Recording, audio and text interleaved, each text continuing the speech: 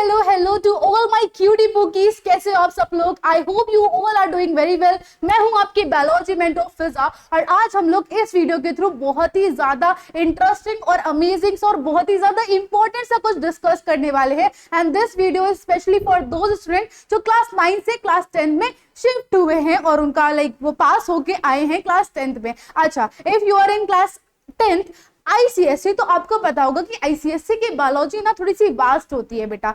15 के 15 चैप्टर हैं आपके क्लास 10th में, लेकिन उस चैप्टर में क्या आप 9 क्लास से 10th क्लास में लेके जाओगे, वो सारी चीजें हम लोग डिस्कस करने वाले हैं। आपको क्लास 9 से क्लास 10 के लिए क्या क्या याद रखना है, क्या क्या टॉपिक है जो आपको माइंड में रख के जाने हैं, क्योंकि बेटा बायोलॉजी इज अ सब्जेक्ट जहां पर आपको सारी डिटेलिंग्स याद करनी पड़ती है और 9th में जो बेसिक समझाए जाते हैं ना वो क्लास 10 में बहुत ज्यादा काम आते हैं, तो उसको भूल के तो बिल्कुल ना जाना। और जैसे कि मैंने आपको ऑलरेडी बता रखा है कि आप सीनियर लेवल पर शिफ्ट हुए हो। कहने को तो आप 9th क्लास में भी सीनियर लेवल पर थे, बट क्लास 10th में आपका सीनियर लेवल थोड़ा सा बढ़ता है और क्लास 10th में पहली बार आप लाइफ का कोई पहला बड़ा एग्जाम दे रहे हो, दैट इज बोर्ड्स। तो आपको बहुत सारी चीजें अपने माइंड में रखनी है, क्योंकि this year is very crucial. एक ग्लो अप वाला ईयर होता है और एक कमबैक वाला ईयर होता है, और इसी ईयर में आप अपने रिश्तेदारों, पेरेंट्स और आसपास की जितनी भी जनता है ना, उनको ये साबित कर पाते हो कि मेरे पास ही पोटेंशियल है अच्छा करने का।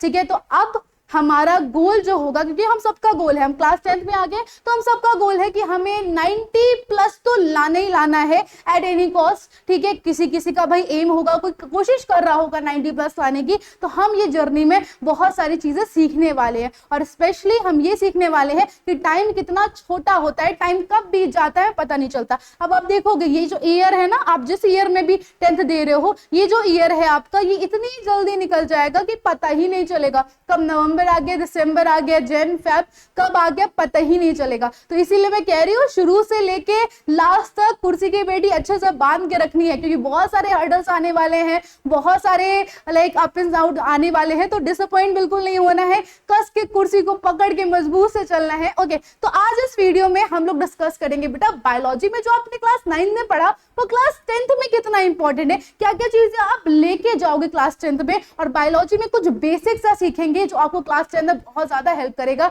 अगर आप क्लास 10 में जा रहे हो तो बेटा ये वीडियो मिस मत करना और ये वीडियो अपने सारे दोस्तों को शेयर जरूर कर दो। और हाँ, मुझे कमेंट में ये बता दो कि आपको कितना एम है। सबसे पहले आप लोग अपना नेम बता दो ताकि मैं सबसे इंट्रोड्यूस हो पाऊं। मैं हर एक कमेंट अच्छे से पढ़ती हूँ, तो आप कमेंट करके अपना नाम बता दो और उसके आगे अपना एम लिख दो कि आपके बायोलॉजी में कितने से कितने किसी का एम होगा 80 आउट ऑफ 80, कोई कोशिश करेगा 70 प्लस लाने की, कोई कोशिश करेगा 75 प्लस लाने की। तो ऐसे मुझे बता दो। चलो, आपके पास टाइम बहुत कम है, जैसे मैंने पहले ही बताया, तो वीडियो को स्टार्ट करते हैं, देरी नहीं करते हैं। क्या क्या हमें पढ़ना है बेटा? तो देखो, हमारी क्लास 10th की बायोलॉजी ना 3 मेन पिलर होते हैं उसके। ठीक है, 3 मेन पिलर्स हैं।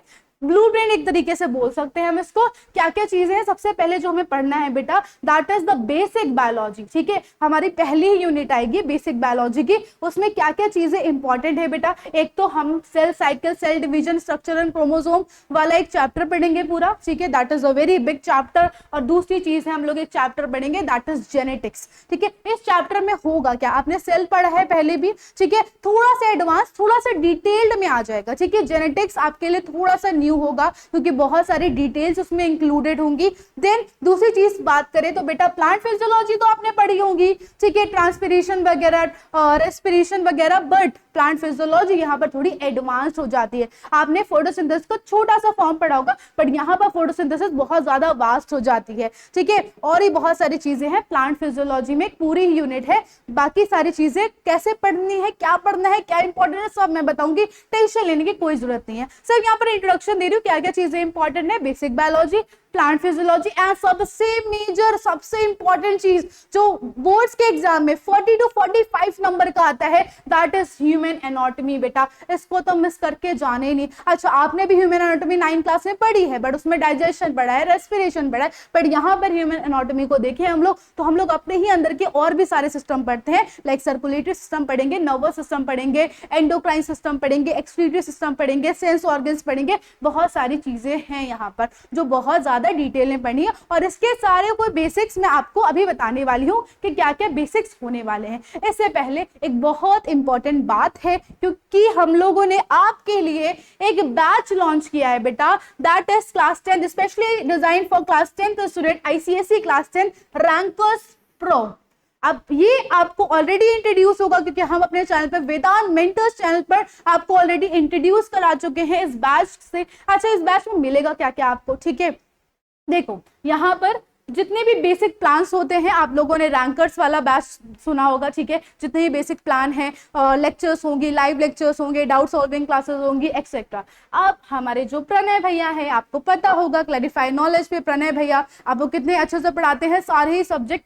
प्रणय भैया की स्पेशल मेंटरशिप मिलेगी आपको। ओके, देन हमारा जो सिलेबस होगा वो तो कंप्लीट होगा, that is very basic thing. और सिलेबस नहीं सिर्फ कंप्लीट होगा, from the very basic to the very detail सब आपको पढ़ाने वाले, तो आपको चिंता करने की कोई जरूरत नहीं है। आपकी जो लाइक बोलते हैं ना रस्सी हमारे हाथों में है, ठीक है, बस आपको क्या करना है, आपको हमारे साथ कोऑपरेट करते हुए चलना है। देन कॉम्पिटेंसी, अच्छा क्लास 10 में कॉम्पिटेंसी का वेटेज बेटा बहुत होता है, ठीक है, तो कॉम्पिटेंसी बेस्ड पर ज्यादा फोकस करना, कॉम्पिटेंसी फोकस प्रैक्टिस हम स्पेशली आपको करवाने वाले हैं लाइव क्लासेस में, ठीक है। अब कंप्यूटर्स कौन पढ़ाएगा, तो स्पेशली आपको कंप्यूटर प्रणय भैया पढ़ाने वाले हैं, DOG प्रणय भैया। और यहाँ पर आपको क्वेश्चन बैंक्स मिलेंगी, DPPs मिलेंगी और बहुत सारे स्टडी मटेरियल मिलेंगे जो आपको क्लास 10 में बहुत ज्यादा हेल्प करने वाले हैं। अच्छा, ये जो बैच है हमारा दैट इज 6000, ओके, जो हमारा 7499 का था, बट उसमें हम लोगों ने कुछ डिस्काउंट करके दैट इज 600 का दिया है। बट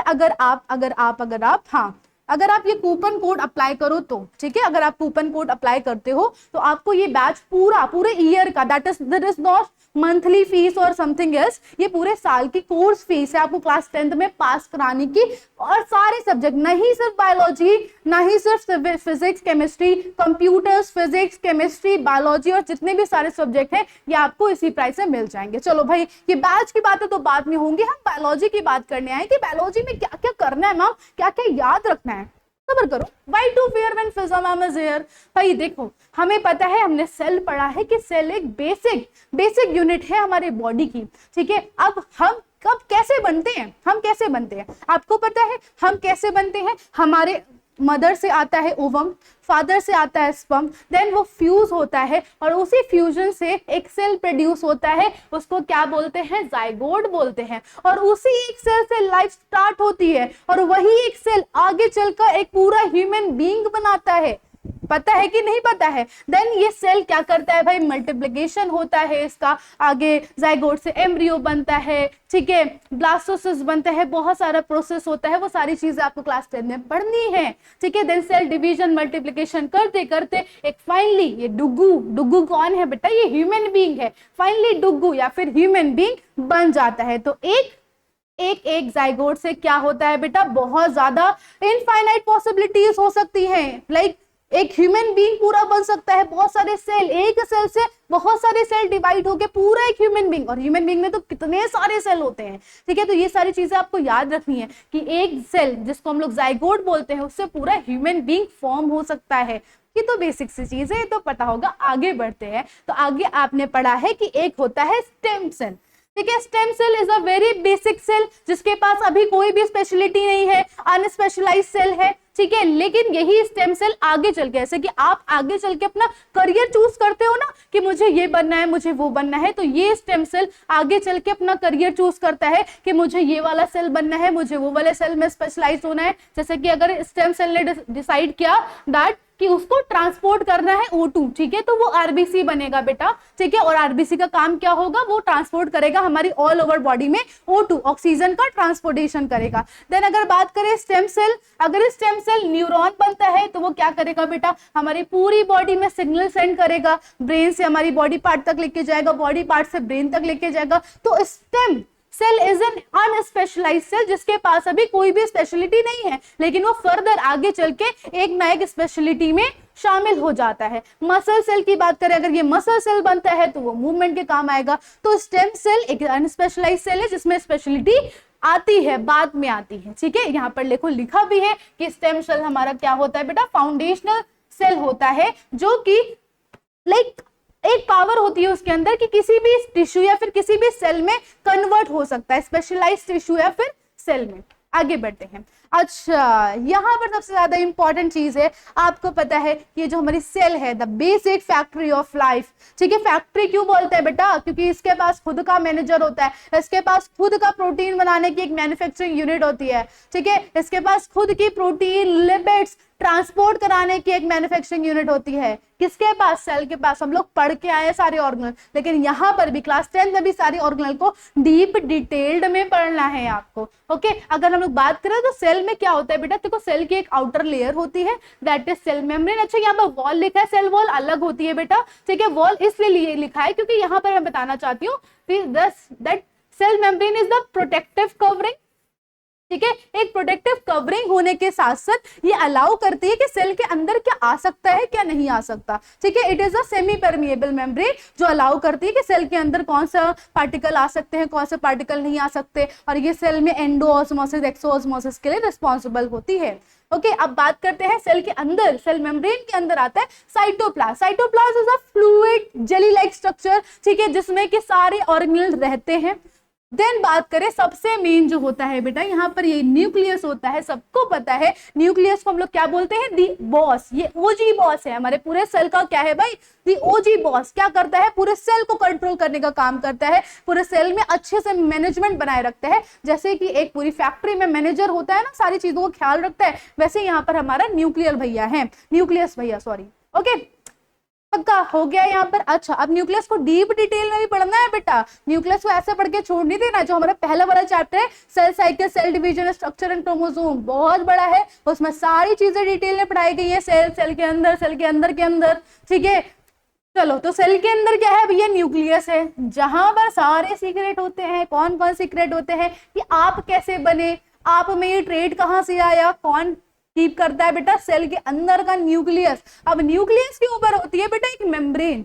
न्यूक्लियस के ऊपर क्या होती है? एक मेम्ब्रेन होती है, उसको बोलते हैं न्यूक्लियर मेम्ब्रेन। अच्छा, ये जो न्यूक्लियर मेम्ब्रेन होती है ना, तो देखो ऐसी होती है, बीच बीच में कुछ कुछ गैप्स होते हैं, और ये गैप्स बड़े बड़े नहीं होते, छोटे छोटे होल्स होते हैं, छोटे छोटे पोर्स होते हैं, और इन्हीं को बोलते हैं न्यूक्लियर पोर्स। अच्छा, ये न्यूक्लियर पोर्स क्यों होते हैं? क्योंकि न्यूक्लियर प्लाज्म के अंदर या फिर न्यूक्लियस के अंदर कोई चीज आ रही है, कोई चीज जा रही है, तो ये ट्रांसपोर्टेशन के लिए दिए रहते हैं। तो ये बेसिक सारी चीजें हैं, आपको याद करनी है। अब न्यूक्लियस के अंदर क्या है? ये जो न्यूक्लियर पोर के हम लोग अंदर जाके देखेंगे तो क्या मिलेगा बेटा? आपको ये मिलेगा। देखो यहाँ पर ये देख रहे थे, ये इसको क्या बोलते हैं? आपने देखा होगा, पढ़ा होगा, सुना होगा, क्रोमैटिन्स। क्रोमैटिन थ्रेड पढ़ी है कि नहीं पढ़ी है? अच्छा, ये अनकंडेंस होती है, उलझी हुई होती है नॉर्मल डेज में, मतलब लाइक स्पेशल डे भी आता है इसका, ठीक है, तैयार होने का। लेकिन ये ऐसे नॉर्मल डेज में, जैसे कि हम लोग नहीं घर पे बैठे रहते तो बिना तैयार हुए बिल्कुल बाल ऐसे ऐसे बिखरे हैं, कुछ भी पहन लिया है, ठीक है, तो वैसे ही है। नॉर्मल डेज पे अनकंडेंस रहती है, बिल्कुल ऑर्गेनाइज नहीं होती है, बिल्कुल अनकॉइल्ड होती है, मतलब कॉइल्ड होती है और बहुत ही उलझी हुई होती है, ठीक है। लेकिन लेकिन लेकिन लेकिन अगर हम लोग बात करें क्रोमैटिन की, ठीक है, तो क्रोमैटिन जब जब जब उसका डिवीजन वाला फेज होता है ना, तब वहां पर क्या कर लेती है? अपने आप को कंडेंस कर लेती है, अपने आप को ऑर्गेनाइज कर लेती है, और किस फॉर्म में बना लेती है अपने आप को? क्रोमोसोम के फॉर्म में, एक टाइटली पैक्ड हो जाती है सेल डिवीजन के टाइम पर। अच्छा, याद रखना जैसे कि क्रोमोसोम है, ठीक है, क्रोमोसोम है, क्रोमैटिन से बना है। अब हमारे अंदर कितने क्रोमोसोम होते हैं? 23 पेयर्स होते हैं, 23 पेयर्स ऑफ क्रोमोसोम होते हैं बेटा, ये बात याद रखना। 23 पेयर्स बोले तो हमारे अंदर टोटल 46 क्रोमोसोम होते हैं, जिसमें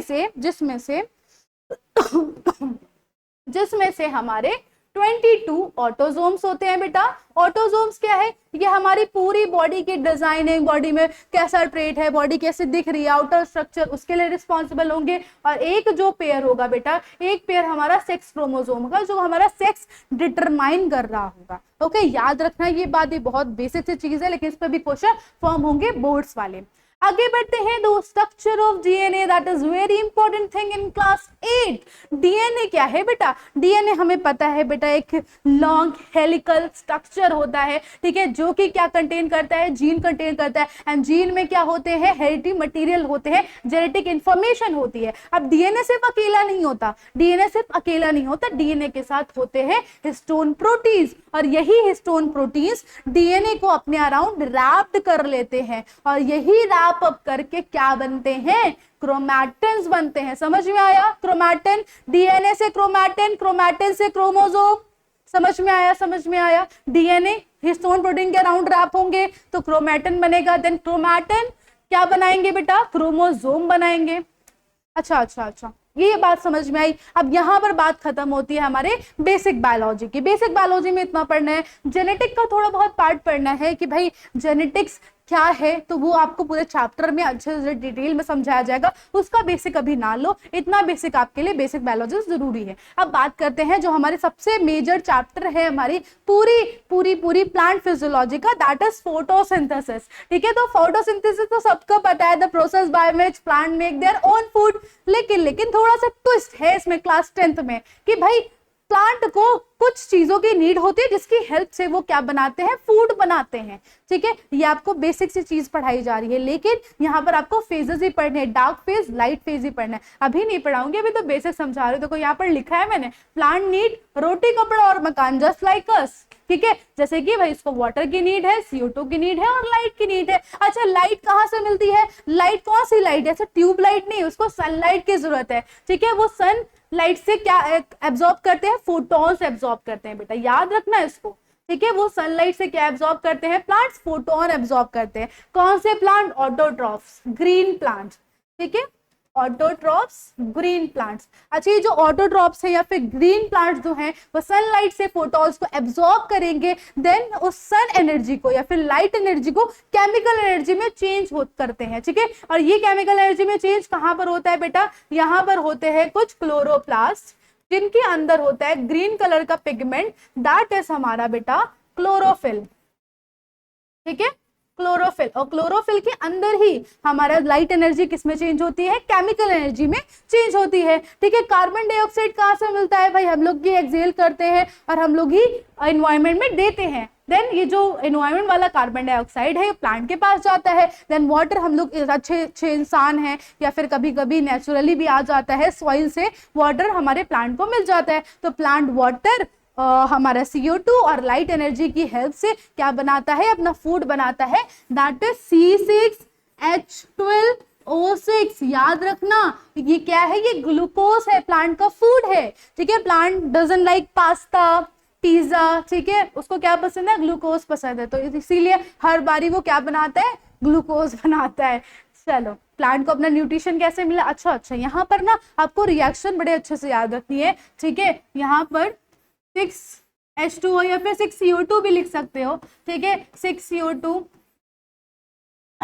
इन द प्रेजेंस ऑफ, अच्छा अब यहाँ पर वाटर मिल गया है, यहाँ पर CO2 मिल गया है, अब in the presence of sunlight. ये बहुत जरूरी पार्ट है बेटा, सनलाइट की प्रेजेंस में और किसकी प्रेजेंस में बेटा, क्लोरोफिल की प्रेजेंस में क्या मिलता है बेटा, C6H12O6 मिलता है, दैट इज ग्लूकोज। और कुछ क्या मिलती है बेटा, कुछ हमारी O2 भी रिलीज होती है। क्या रिलीज होती है, O2 भी रिलीज होती है, ऑक्सीजन भी रिलीज होता है और कुछ अमाउंट ऑफ वाटर मॉलिक्यूल भी रिलीज होता है। उसकी बात अभी हम नहीं करते हैं। तो प्लांट को इतनी चीजों की नीड होती है, ये रॉ मटेरियल है, इनका प्रेजेंस होना बहुत जरूरी है। क्या बनाते हैं, ग्लूकोज बनाते हैं, कुछ अमाउंट ऑफ O2 रिलीज करते हैं। अच्छा, फोटोसिंथेसिस से ही हमें O2 मिलती है, ऑक्सीजन मिलती है, जिसकी वजह से हम अपना क्या करते हैं भाई, O2 का इंटेक पूरा कर पाते हैं। हमारी बॉडी के लिए O2 बहुत जरूरी है, जो कि हमें कहाँ से मिलता है, हमारे प्यारे प्यारे प्लांट से मिलता है। अब प्लांट में एक और चीज भी बहुत जरूरी है, आपने जाइलम फ्लोएम के बारे में पढ़ा है, phloem transport food, xylem transport water. ठीक है, तो हमें यहाँ पर एक भी बात याद रखनी है कि हमारा ये जो जाइलम है या फिर प्लांट है, प्लांट ना ग्रेविटी को भी फेल कर देता है, मतलब ग्रेविटी की वो मानते ही नहीं है कि भाई चलो तो मेरे फॉर्मूले में या फिर मेरी लैंग्वेज में ग्रेविटी ऐसी कोई चीज नहीं होती। तो क्या करता है, वो नीचे से पानी ऊपर लेके जाता है, जनरली ऊपर से पानी नीचे आता है ना, वो नीचे से पानी ऊपर लेके जाता है, किसकी हेल्प से, जाइलम की हेल्प से। ठीक है, अब जो रूट से पानी है, रूट से पानी ऊपर जा रहा है और सबसे हाईएस्ट पॉइंट तक पहुंच रहा है। इसी प्रोसेस को बोलते हैं बेटा एसेंट ऑफ सैप। क्या बोलते हैं, एसेंट ऑफ सैप। ये एक मूवमेंट है जहां से पानी सबसे लोअर मोस्ट पॉइंट से सबसे अपर मोस्ट पॉइंट तक पहुंचता है, that is called ascent of SAP and this is with the help of xylem. याद रहेगा, भूल नहीं जाओगे, पक्का ना। चलो आगे बढ़ते हैं। अब बात करते हैं एक और इम्पोर्टेंट चीज की। भले ही ये चैप्टर 3 से 4 नंबर का आता है हमारे बोर्ड्स में, बट ये क्वेश्चन जरूर आते हैं। और क्वेश्चंस कहाँ से आते हैं बेटा? फाइटो हार्मोन से आते हैं। फाइटो हार्मोन्स बेसिक, जैसे कि मैंने बोला वीडियो के स्टार्टिंग में, बेसिक इंट्रोडक्शन बहुत जरूरी है, तो यहाँ पर बेसिक इंट्रोडक्शन ले लो। ये फाइटो हार्मोन्स क्या होते हैं? हमारे अंदर कुछ हार्मोन्स होते हैं जो हमारे ग्लैंड सिक्रीट करती है, और कहाँ पर सिक्रीट करती है? ब्लड में, ठीक है। लेकिन यहाँ पर ब्लड तो होता नहीं है, तो ये हार्मोन्स कहाँ पर सिक्रीट होते हैं? प्लांट के अंदर ही सिक्रीट होते हैं, और प्लांट को ग्रो करने में भी हेल्प करते हैं। लेकिन लेकिन लेकिन जस्ट लाइक हर रिश्तेदार अच्छा नहीं होता, तो यहाँ पर कुछ हार्मोन्स, बुरे हार्मोन्स भी होते हैं, जो कि हमारे जो प्लांट होता है उसको एजिंग कराते हैं, ठीक है। तो इन ऐसे हार्मोन्स को जो ग्रोथ कराते हैं उनको बोला जाता है ग्रोथ हार्मोन, ग्रोथ प्रमोटर, ठीक है, ग्रोथ प्रमोटर्स। अच्छा, अब ऐसे हार्मोन जो कि ग्रोथ को डिले कराते हैं या फिर ग्रोथ होने से रोकते हैं, उनको बोला जाता है बेटा ग्रोथ इनहिबिटर। क्या बोला जाता है? ग्रोथ इनहिबिटर बोला जाता है, इनहिबिटर्स कह सकते हैं, ठीक है, क्योंकि भाई ग्रोथ करवाने से रोकते हैं। ये 3 टाइप के हार्मोन होते हैं, ठीक है, 3 टाइप के हार्मोन होते हैं। एक हमारा ऑक्सिन हो गया, जिबरेलिन हो गया, साइटोकाइनिन हो गया, और यहाँ पर 2 हार्मोन होते हैं, इथाइलिन और एब्सिसिक एसिड। उसका डिटेल आपको जब चैप्टर पढ़ोगे मिल जाएगा। बस आपको बेसिक सी चीज याद रखनी है, ग्रोथ प्रमोटर होते हैं, ग्रोथ इनहिबिटर होते हैं। 2 टाइप के हार्मोन सिक्रीट करता है हमारा प्लांट के मूवमेंट्स भी होते हैं, टॉपिक मूवमेंट्स, हमारे नास्टिक मूवमेंट्स चैप्टर में ही पढ़ेंगे हम लोग। अच्छा, एक और इंपॉर्टेंट सी चीज है, that is osmosis. What is osmosis? पढ़ा होगा आप लोगों ने यार, 9th क्लास पढ़ के आए हो, लाइक बहुत ज्यादा बड़ा लेवल पार करके आए हो यार। 9th class is little tough than 10th, note करके रख लो मेरी बात। चलो मजाक भी कर सकती हूँ मैं कभी कभी। अच्छा ओके, ऑस्मोसिस पता है? ऑस्मोसिस क्या होता है? The movement of water molecule from the higher concentration to lower concentration. जहां पर पानी कम है, पानी वहीं पर जाता है। जैसे कि हम लोग क्लासरूम में लोग ज्यादा बैठे हैं, तो हम लोग कहाँ पर जाएंगे? जहां पर कम लोग बैठे हैं ना। मतलब क्लासरूम तो छोड़ नहीं सकते हैं, पढ़ाई तो करनी पड़ेगी, चाहे कम बच्चे हो चाहे ज्यादा बच्चे हो। तो याद रखना बेटा कि हमारा वाटर कहाँ फ्लो करता है? हायर कंसंट्रेशन से लोअर कंसंट्रेशन तक, और इस प्रोसेस को बोलते हैं ऑस्मोसिस। क्या बोलते हैं? ऑस्मोसिस। अच्छा, मैं क्यों बता रही हूँ? क्योंकि मुझे ये पढ़ाना है तुम लोगों को, और ये तुम्हारे लिए बहुत जरूरी है। और इसकी डेफिनेशन, टर्मिनोलॉजी आती है एग्जाम में। टोनिसिटी क्या होती है? टोनिसिटी बेटा यहाँ पर आप देखोगे कि अगर हम एक सेल को वाटर में डालें, अगर हम एक सेल को वाटर में ही ना डालें, एक सोल्यूशन में डालें, तो सेल का क्या क्या होता है? तो देखो 3 टाइप के सोल्यूशन होते हैं। अच्छा, सोल्यूशन होता क्या है बेटा? सोल्यूशन होता क्या है? एक सॉल्वेंट और सल्यूट का होना जरूरी है एक सोल्यूशन को बनाने के लिए। अब सॉल्वेंट, सपोज करो मैंने पानी ले लिया, ठीक है, वाटर और सॉल्वेंट ले लिया बेटा, मुझे मीठा बहुत पसंद है तो मैं शुगर ले लेती हूँ, ठीक है, सोल्यूट, ठीक है। सॉल्वेंट पानी है और शुगर क्या है बेटा? सोल्यूट है। ये शुगर क्यों लिख दिया मैंने? ओके, अच्छा अब बताओ, अब मैंने अगर एक पानी लिया, मतलब लाइक 1 गिलास पानी लिया, और 1 गिलास पानी में सिर्फ 1 चम्मच शुगर डाली, तो क्या पानी उतना मीठा होगा? नहीं होगा। किसका कंसंट्रेशन ज्यादा होगा? वाटर का कंसंट्रेशन ज्यादा होगा। किसका कंसंट्रेशन कम होगा? शुगर का कंसंट्रेशन कम होगा। तो जब जहां पर हमारे सॉल्वेंट का कंसंट्रेशन ज्यादा होता है, सोल्यूट का कंसंट्रेशन कम होता है, उस कंडीशन में कौन सा सोल्यूशन बनता है? हाइपोटोनिक सोल्यूशन बनता है। कौन सा सोल्यूशन बनता है?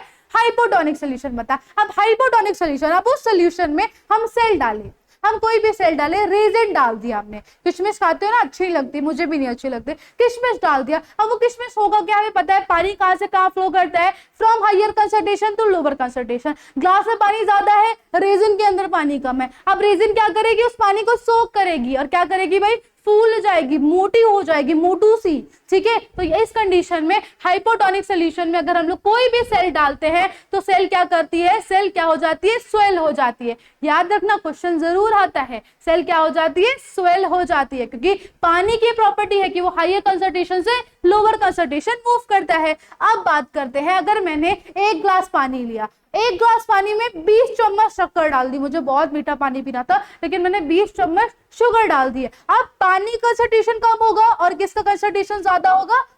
सोल्यूट का, ठीक है। तो ऐसे कंडीशन में अगर हम लोग रेजिन डालें, कोई भी सेल डालें या फिर रेजिन डालें, तो ये क्या होगी बेटा? श्रिंक हो जाएगी। क्यों? सपोज करो हमने रेजिन डाला, ठीक है, अब पानी की प्रॉपर्टी क्या है, from higher concentration to lower concentration, तो रेजिन के अंदर पानी ज्यादा है इन कंपेरिजन टू ग्लास, ठीक है, तो रेजिन क्या करेगी, अपना पानी भी कहाँ निकाल देगी, ग्लास में निकाल देगी, और वो क्या हो जाएगी, श्रिंक हो जाएगी। तो हाइपरटोनिक ऐसे सोल्यूशन को बोला जाता है हाइपरटोनिक, जहां पर सॉल्वेंट ज्यादा होता है, सॉल्यूट ज्यादा होता है इन कंपैरिजन टू सॉल्वेंट, ठीक है। तो यहाँ पर इस केस में क्या होगा बेटा, सेल क्या हो जाएगी, श्रिंक हो जाएगी। अब बात करते हैं आइसोटोनिक, ये बड़ा प्यारा सोल्यूशन होता है बेटा, ये बड़ा प्यारा सोल्यूशन होता है, पानी भी इक्वल नंबर पे है, हमारा शक्कर भी इक्वल नंबर पे, शुगर भी, तो बेटा बहुत ही लाइक सुलझाओ, म्यूचुअल अंडरस्टैंडिंग के साथ ये सोल्यूशन चलता है कि चलो जितना सोल्यूट है उतना सॉल्वेंट है, और इस कंडीशन में हमारी जो सेल होती है, अगर हम लोग सेल डालेंगे उस सोल्यूशन में तो कुछ नहीं होगा, कोई चेंज नहीं होगा, ऐसे सोल्यूशन को आइसोटोनिक बोला जाता है। यहाँ पर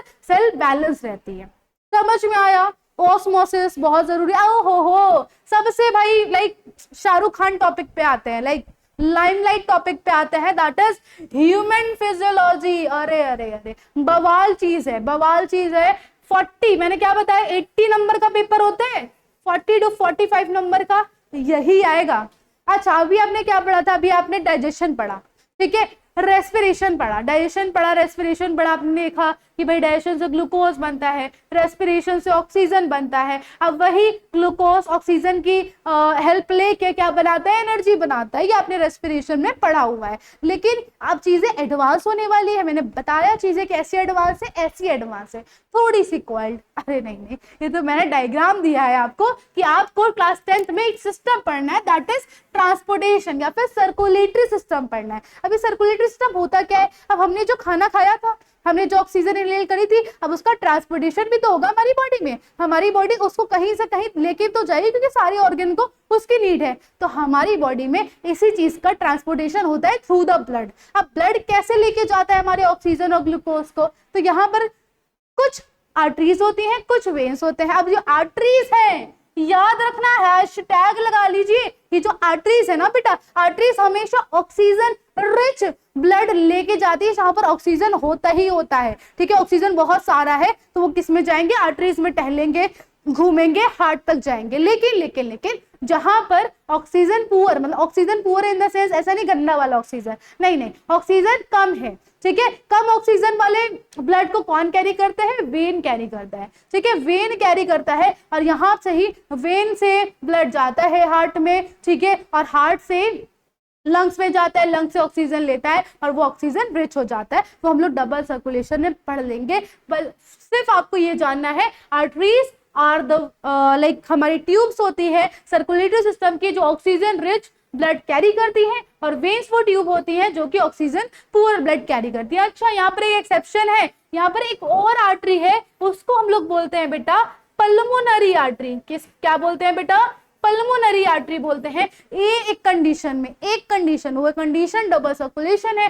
डबल सर्कुलेशन के दौरान ये जो आर्टरी होती है वो ये वाला blood oxygen poor blood carry करती है, और यहाँ पर वेन है उसको हम लोग बोलते हैं पल्मोनरी वेन। यहाँ पर लिख देती हूँ बेटा, हम लोग लिख देते हैं बेटा यहाँ पर पल्मोनरी वेन। ये पल्मोनरी जो वेन है ना, ये एक लौता ऐसा वेन है जो क्या करता है, उस टाइम पर डबल सर्कुलेशन के टाइम पर ऑक्सीजन रिच ब्लड कैरी करता है। तो दोगले हैं दोनों, पल्मोनरी आर्टरी प्रॉब्लम।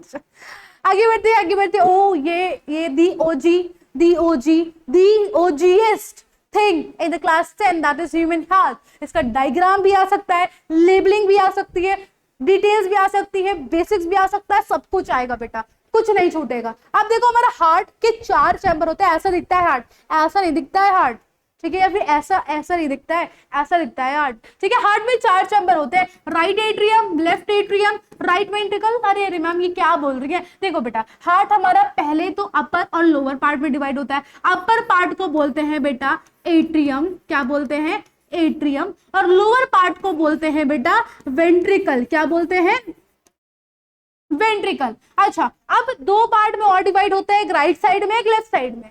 अरे मैम उल्टा बता रही है, राइट साइड इधर है, लेफ्ट साइड नहीं। अच्छा ऐसे देखो, ये राइट साइड है, ये लेफ्ट साइड है कि नहीं है, ठीक है। तो ये राइट एट्रियम हो गया, ये राइट वेंट्रिकल हो गया, ये लेफ्ट एट्रियम हो गया, ये लेफ्ट वेंट्रिकल हो गया, ठीक है। 4 पार्ट में हार्ट डिवाइड होता है। हार्ट में कुछ वॉल्स होती हैं, ठीक है, ट्राइकस्पिड, डाइकस्पिड, वो हम लोग बाद में पढ़ लेंगे। अच्छा अच्छा अच्छा, अब आपको ये याद रखनी है ना, जो हमारी हार्ट की मसल्स होती हैं उसकी वजह से हार्ट कॉन्ट्रैक्ट और रिलैक्स होता है, ऐसे होता है धक धक धक धक धक धक, फिर लब जब होता रहता है, ठीक है। सिस्टोलिक और डायस्टोलिक प्रेशर होता है, उसको हम लोग बाद में पढ़ेंगे। सबसे पहले ये जान लो कि 72 टाइम्स पर मिनट ऑटो पायलट पे चलता है। रुक गया ना बेटा तो चले जाएंगे हम लोग। ओके, तो 72 टाइम्स पर मिनट बीट करता है हमारा हार्ट।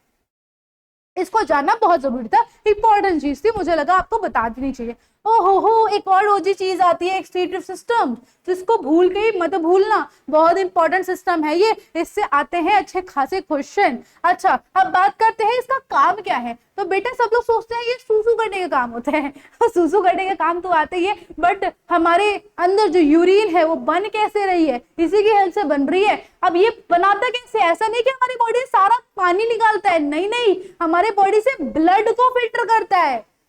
नहीं सुना था ना पहले, हमारी बॉडी से ब्लड को फिल्टर करता है, और ब्लड को फिल्टर आउट करके हमारी बॉडी में यूरिन बनाता है, ठीक है। यूरिन का फॉर्मेशन करता है, और वो फॉर्मेशन के 3 स्टेप्स होते हैं, अल्ट्राफिल्ट्रेशन, ठीक है, ट्यूब्यूलर सिक्रीशन और रीएब्सॉर्प्शन। ओके, आप लोग बाद में पढ़ेंगे उसको। अच्छा, किडनीज होती है, ठीक है, राइट और लेफ्ट किडनी। देन बात करते हैं हमारे कुछ यूरेटर्स होते हैं, 2 यूरेटर्स, और एक होता है urinary bladder. Urinary bladder store करता है यूरिन को। सबसे पहले यहाँ पर फिल्टर होती है नेफ्रॉन की हेल्प से। नेफ्रॉन क्या है मैम, नेफ्रॉन हमारा किडनी की यूनिट होती है बेटा, जिससे किडनी बहुत सारे नेफ्रॉन्स में से किडनी में बहुत सारे नेफ्रॉन्स होते हैं, तो ये नेफ्रॉन्स क्या करते हैं, ब्लड को फिल्टर आउट करते हैं, ठीक है। किडनी यूरेटर्स में भेजती है, और यूरेटर्स उस यूरिन को यूरिनरी ब्लैडर में तब तक स्टोर करते हैं तब तक कि भर नहीं जाता, और जैसे ही भरता है आप लोग को वॉशरूम जाना पड़ता है। Basic thing. दूसरी जो चीजें आती है that is control and coordination, और हमारा एंडोक्राइन सिस्टम बहुत जरूरी है, नर्वस सिस्टम हमारा, ठीक है। इसको हम लोग कंट्रोल एंड कोऑर्डिनेशन के पार्ट पे भी रखते हैं, क्योंकि हमारी बॉडी में कंट्रोल और कोऑर्डिनेट 2 सिस्टम कराते हैं, दैट इज नर्वस सिस्टम और एंडोक्राइन सिस्टम। नर्वस सिस्टम का काम क्या है, हमारी बॉडी में मूवमेंट कराना, ठीक है। मूवमेंट इन द सेंस हमारी बॉडी में कोई भी स्टिमुलस हमें बाहर से मिला तो उसका रिएक्ट और रिस्पॉन्ड कराना नर्वस सिस्टम का काम है। मैसेज ले जाना नर्वस सिस्टम का काम है, मैसेज को लाना इसी का काम है। एंडोक्राइन सिस्टम का काम क्या है, हमारी बॉडी किस स्टिमुलस में कैसा रिएक्ट करेगी और कैसे कैसे बॉडी में चेंज हो रहे हैं, दैट इज द काम of endocrine system. Hormone release करके हमारी बॉडी को फ्लाइट और फाइट कंडीशन से लड़ना सिखाती है, ठीक है। देन हमारी बॉडी को रिलैक्स करना सिखाती है, इसी चीज के हार्मोन, एंडोक्राइन सिस्टम के हार्मोन की वजह से, ठीक है। केमिकल हार्मोन्स होते हैं, ठीक है। हमारा बहुत ऐसे चेंजेस होते हैं हमारी बॉडी में जो, अच्छा, अब इन हार्मोन की वजह से हमारी ग्रोथ भी होती है, हमारा मेटाबॉलिक रिएक्शंस भी होती है, तो ये हार्मोन्स स्लोली काम करते हैं, लेकिन इसका जो चेंज होता है ना वो परमानेंट होता है हमारी बॉडी में, ओके, और लास्टिंग चेंज होता है। देन हमारे कैसे ट्रैवल करती है, ब्लड के थ्रू ट्रैवल करती है। लेकिन जो नर्वस सिस्टम होता है ये इलेक्ट्रिक सिग्नल हमारी बॉडी में पास आउट करते हैं हमारे रिसेप्टर्स की हेल्प से, ठीक है। देन बात करते हैं इंस्टेंट रिएक्शन, जैसे ही हमने कोई गर्म चीज छुई हम हाथ हटाते हैं, that is because of nervous system, okay. और अगर हम लोग बात करें तो स्पाइनल कॉर्ड, नर्व्स इसमें हेल्प करती है, और इसमें कौन हेल्प करता है, हमारे ग्लैंड्स हेल्प करते हैं। ये सारी चीजें आपको क्लास 10 में पढ़नी है। और एक और चीज पढ़नी है that is reproductive system. Reproduction is the very interesting chapter, ठीक है। इसको भी हम लोग क्लास 10 में पढ़ेंगे, बहुत ज्यादा डिटेल और बहुत ज्यादा बेसिक से स्टार्ट करके डिटेल में ले जाएंगे, ठीक है। दिस इज द प्रोसेस जिसके थ्रू एक इंडिविजुअल दूसरे जैसा इंडिविजुअल बना सकता है, ठीक है। क्यों करते हैं रिप्रोडक्शन, क्योंकि हमें अपनी लाइफ की और अपने स्पीशीज की कंटिन्यूटी बढ़ानी रखती है, ओके। अब हम लोग बात करें हमारा क्लास 10 का पूरी बायोलॉजी का कच्चा चिट्ठा जान लिया है हमने, कोई भी चीज हमने नहीं छोड़ी है, सारी बेसिक चीज लर्न कर ली है। हम लोग जाते हैं ना, हम लोग क्लास 10 में जब क्लास 10 में पहुंचे हैं तो कहाँ से स्टार्ट किया था, हम लोगों ने नर्सरी से स्टार्ट किया था। वहां पर क्या पढ़ा था, ABCD पढ़ा था। वही ABCD अभी तक काम आती है हमें सेंटेंस मेकिंग में और वर्ड फ्रेमिंग में, सेंटर फ्रेमिंग में काम आती है कि नहीं आती है। वैसे ही आज मैंने आपको ABCD सिखाई है, क्लास 10 के बायोलॉजी की ABCD जान चुके हो। अब हम लोग सारी डिटेल वाली चीजें हम लोग क्लास 10 में पढ़ेंगे। करेंगे हमारे बैच में, अगर आप बैच में इनरोल करते हो। अगर आप बैच में इनरोल कर रहे हो तो हमारा पूरा सपोर्ट मिलेगा, पूरी मेंटरशिप मिलेगी। और याद रखना कि हाथ यहां से पकड़ेंगे अप्रैल से, और कहां पर हाथ छोड़ेंगे, मार्च के लास्ट या फिर जहां तक आपका पेपर जाएगा ना, रिजल्ट वाले दिन तक हाथ पकड़ के रखेंगे आपका। तो टेंशन लेने की कोई जरूरत नहीं है, हम हैं, आपके साथ हैं, और आपको बस क्या कर रहे हैं, हम पे थोड़ा ट्रस्ट दिखाना है, क्योंकि भाई हमारे और भी बच्चों ने दिखाया हुआ है यार। पिछले साल जो क्लास अभी मतलब जो क्लास 10 से निकले हैं और जिनका भी रिजल्ट नहीं भी आया है, दे आर वेरी श्योर कि उनका रिजल्ट बहुत अच्छा आएगा। और उनके भाई मैसेज तो मुझे रुलाते हैं, उसकी बात अभी नहीं करेंगे। चलो, all the best for your class 10 journey. बहुत बहुत ज्यादा अनफॉरगेटेबल और मेमोरीज वाली बनानी, एक मेमोरेबल ईयर बनाना है। कैसे बनाना है? अच्छी अच्छी पढ़ाई करके, ऐसा नहीं कि मस्ती मजाक छोड़ना है, उसको भी कैरी करनी है, और अनफॉरगेटेबल ईयर बनाना है, मेमोरेबल ईयर बनाना है, और मस्ती मजाक के साथ साथ पढ़ाई भी उतनी ही एंथुजियाज्म या फिर बोल सकते हैं एक्साइटमेंट से करनी है। चलो चलो चलो, अभी हम लोग यही विदा लेते हैं। आई होप आपको बेसिक क्लियर हो गए होंगे। डिटेल के लिए आपको थोड़ा सा एक बैच में आना होगा, हमारे रैंकर्स प्रो बैच में, वहां पर सारी चीजें हम लोग आपको डिटेल में पढ़ाएंगे। चलो, अभी के लिए इतना ही, टाटा बाय बाय, मिलते हैं बैचेस में। All the best.